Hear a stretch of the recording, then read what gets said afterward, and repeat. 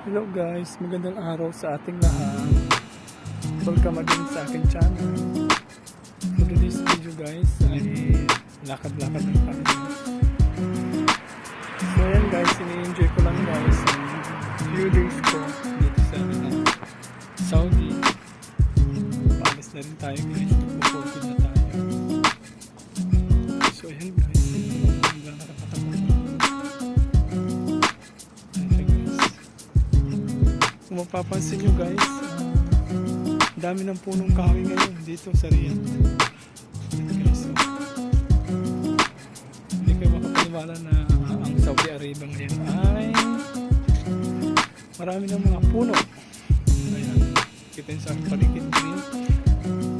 So ayan na guys, ang Saudi Arabia ngayon. So, naglalakad ako guys, naghahanap ako ng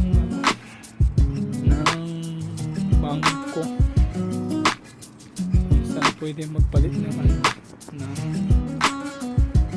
real to dollar. Kasi advantage po yun sa atin lalo sa Middle East galing, tapos magpapapalit ka ng pera, mas magandang dollar po ang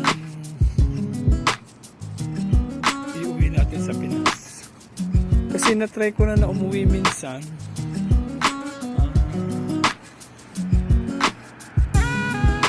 real ang pinalit ko sa money changer. Tapos parang mali lang sa kanila ang value ng ng real. Basta galing ka sa Middle East country, mas maganda, advice ko talaga, dollar ang ipalit nyo. Ipalit nyo na ng dollar ay yung pera, para anytime, alam naman natin na ang dollar ay tumataas.